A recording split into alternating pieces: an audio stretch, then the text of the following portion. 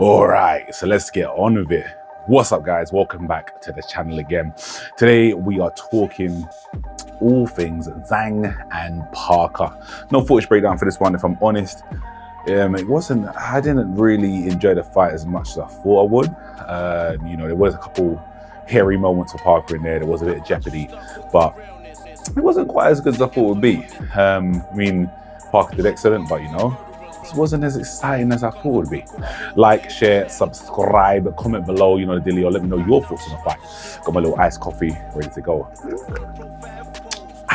All right, so let's get into it. Now, I'll say with that fight, it was at first there was a lot of jeopardy involved. Like I said, it was a 50-50, first time I was leaning more towards Zhang. Towards fight week, I started leaning more towards Parker. Didn't really know which way it would go. It's a big congrats to Parker for getting the decision. What I would say is, it started out as a very tentative fight. It started out it wasn't really like action-packed, because we know the power that Zhang possesses in that backhand and also in that lead hook. So we know that one punch from Zhang can change the course of the fight. But it was a very good performance from Parker first few rounds, very cautious. There's one thing I was noticing that, and I did kind of mention this a little bit before about the whole southpaw orthodox from Joe Joyce, is that Parker was going the wrong way, so to speak, in terms of what's like the stereotypical right way to go against a southpaw. And Parker was actually circling towards his right and Zhang's left, going towards his power hand, towards Zhang's power hand. And I was a bit concerned at first, the whole fight actually, to be honest with you, because the general rule is to go towards your southpaw's front leg or front side, so they go towards their right side, your left side, just to stay away from that power hand. Generally, anyway, not every single time, generally speaking, to try and get that front foot position and win that battle. Parker it must have been a tactic to go towards the other way, maybe to keep Zhang turning. He managed to stay out of range of that left hand quite a lot, quite well, should I say, until he did it. And he did get caught. And it was a glancing blow, that first knockdown. I thought it didn't really connect properly, but you watch the replay, I was like, yep, it hit him. Zhang didn't seem to put any real wind up into it. He just has that natural pop that makes you reset and scramble your senses. So yeah, that was a very, very, very good shot. Takes Parker down. I can't remember what round it was in. And then Parker gets back up, recovers very well. I think he had a broken nose or a cut above his nose from that first shot, or first knockdown. But he recovered very, very, very well and got himself back into the fight. We did well to kind of pepper Zhang with showing that he had actually the faster hand speed than Zhang, and showing that the footwork was there. Although he didn't move in and out of range as much as I expected, and as much as I would have liked. He was kind of trying to stand in there in the face of danger. I guess to stand his ground and kind of show, like, you can't bully me. Don't know if that was to his detriment with the two knockdowns. Obviously, he still did get the wing, but I think against a more busy heavyweight or someone with a better gas tank, it might not have gone the same way. So Parker needs to be careful of that, not letting the ego and pride take over. But I feel like he should have been in and out of range just a little bit more than he was. But it was, still great game plan from Andy Lee.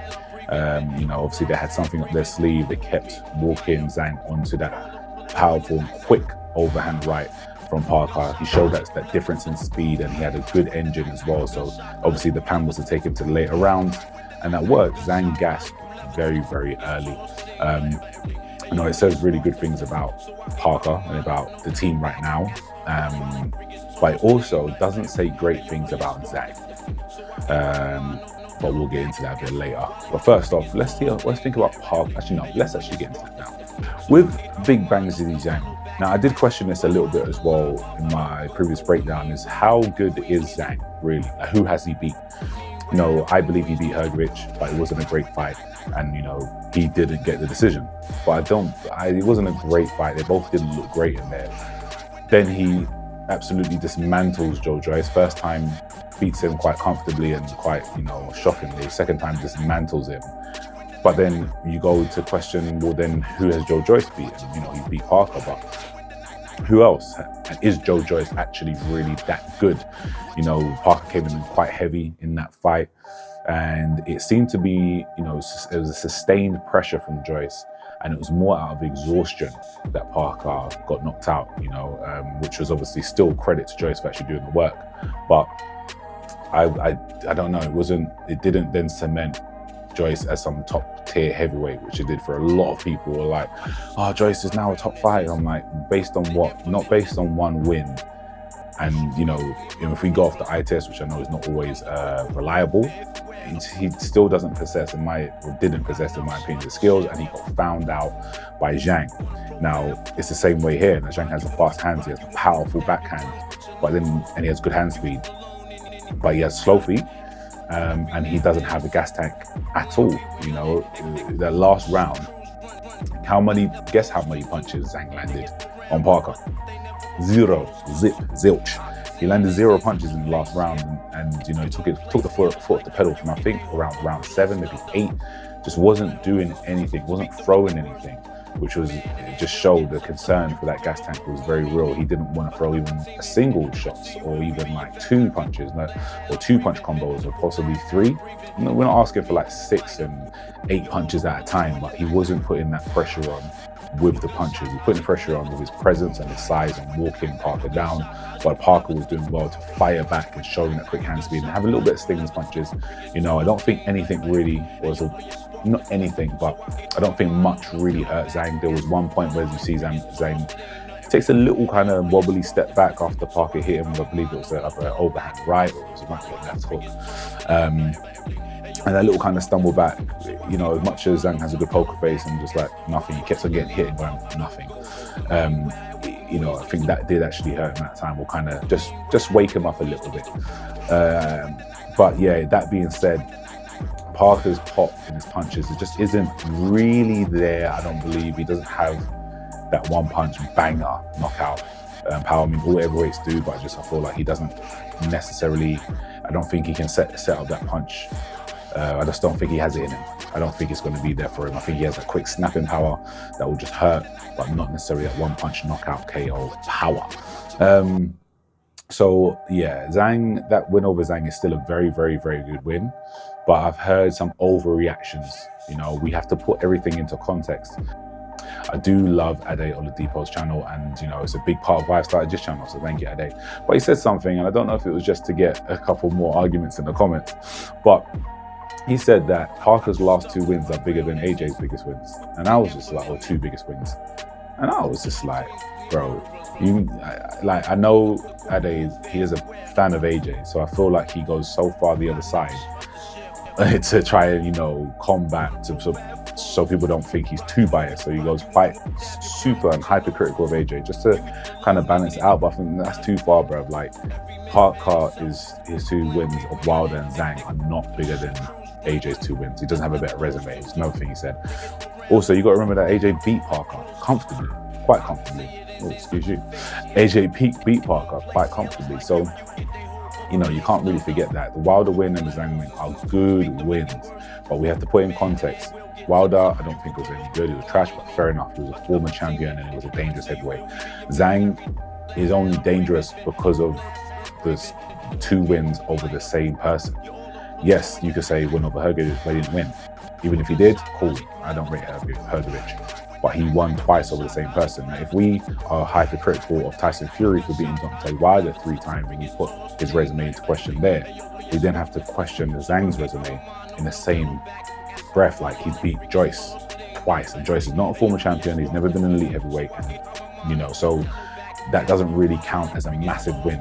It doesn't. And especially as well, look at how the fight went. He was dropped twice, and it was back and forth, and it was a tight fight. It was a close fight.